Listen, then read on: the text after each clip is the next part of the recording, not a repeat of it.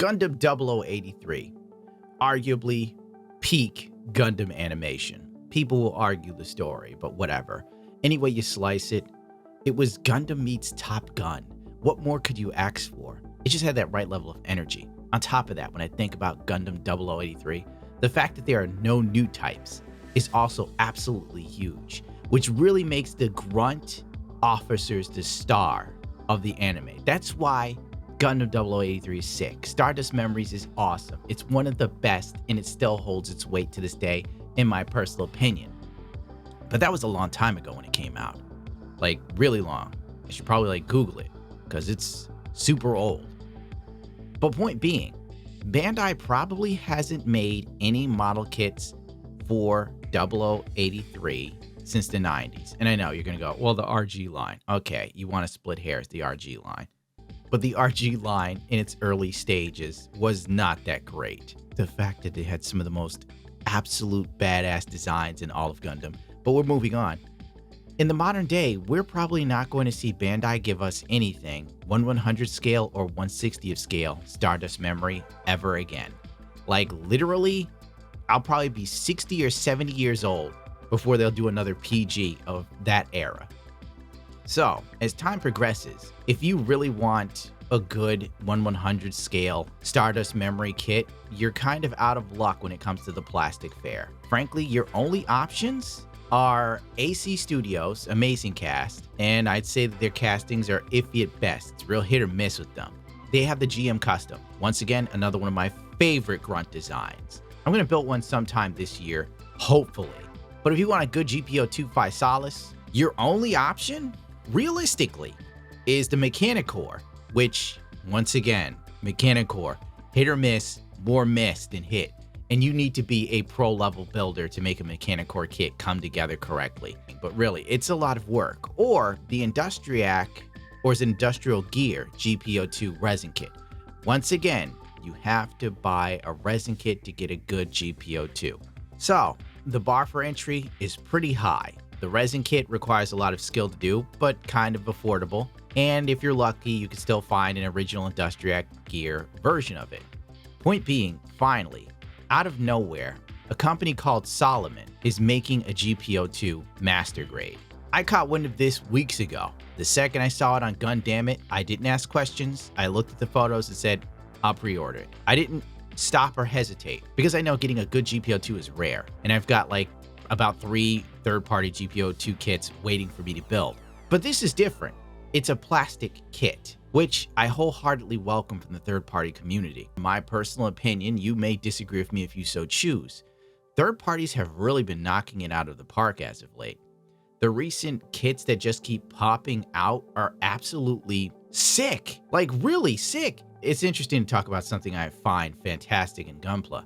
The GP02 from Solomon is absolutely beautiful. The more you learn about it, the more impressive it is. You have to keep in mind that this is a third-party kit. I don't even know what to say because I would say this looks just as good as anything Bandai has done in recent memory. And I'm not being facetious either or being hateful or whatever people want to say. Bandai has really been putting out very sort of safe, run-of-the-mill kits with very little that seems like it's pushing anything forward. Outside of the PG Unleashed, we haven't really gotten anything that makes me go, wow. It's just like the MGEX line kind of feels, in my personal opinion, overpriced. Like, sure, they started off with the LEDs for the MGEX Unicorn, but outside of that, third-party makers have been doing this themselves. And frankly, if Bandai didn't do it, we would have been able to get one from Cosmos in no time anyway. The GP02 from Solomon is just wild, dude. This kit is wild. Looking at this footage where they show off the backpack alone, the fact that they hid a magnet inside of the backpack that you can use to activate the LED inside of the body is wonderful. This is something third-party companies have been doing since the 00 kits with the GN drive. It's the same principle, but it's so much easier now to get your magnet and use it because it's incorporated in the kit. This is forward thinking, something Bandai should have done. The fact that the nuclear missile is actually in the backpack of the GP02 is also wild. This is something Bandai would have done maybe in the 90s, but they lacked the technology to make it seamless. But to see this coming from a third-party kit, it's just like, Jesus, why isn't Bandai doing this? The fact that the GP02 from Solomon also has opening hatch gimmicks is another just, bro, it's bonkers. Now, I know you might go, oh, there's opening hatch gimmicks on the MGEX. Yeah, there are. And it's a nice little thing. When you think about it, in order to get this from Bandai, it would literally have to be an MGEX kit. You would never get this with a standard master grade. And you have to grade on a curve, because this is a third-party company that doesn't have a fraction of the money Bandai has. To put in perspective, the Gundam franchise is the 8th most successful franchise in the world, meaning it makes billions of dollars a year. I highly doubt Solomon is pulling in billions of dollars to make this. The engineering in the thrusters is also refreshing and beautiful to see in a 1/100 scale kit. Like, this is great stuff. If Bandai made this kit now, dude, we wouldn't get this many gimmicks. There's no way in hell we get this many gimmicks. None. It would be a pipe dream to see this kit do the thrusters gimmick. You would literally have to wait for a GBWC champion to modify the living hell out of it. The legs are also just ridiculous. I love all of these opening hatches. You don't see this in master grades anymore at all. It's like, why isn't Bandai doing this? I get that there's a recession in Japan, but if this third-party company, which compared to Bandai is totally broke, can do this, what's stopping them? I just don't even know what to make of it anymore. It feels like the third-party companies are now just battling with each other. They don't even bother to think about Bandai. They probably look at some other company and go, that's pretty cool, because Bandai's not doing it. Why would you try to compete with a guy coming up with nothing innovative? The hatch gimmicks on the shield, beautiful. This recreates the moment when like it was overheating in the anime. Then the bazooka comes out of the shield just like the anime, and to kick you square in your nuts, dude.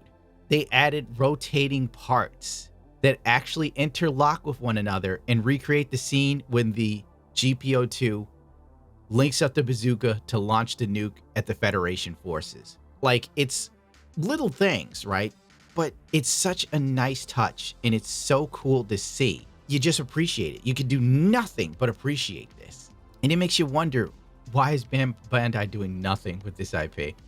Like, frankly, I would suggest you pre-order this thing, because if anything, I would not be surprised if Bandai were to like copyright these guys and have them taken down, and then literally scoop up all the molds and remake this kit like 5 years later, like they did with some of the red frames. What was it, the red frame? Or no, it was the what's the newest P Bandai kit that came out and it has like a camera, but it looks like a one of the frames. I can't even remember, but that's what happened.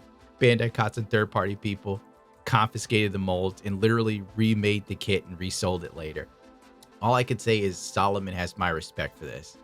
This is something that I'm 100% in for. The second it comes out, I'm going to build and paint it.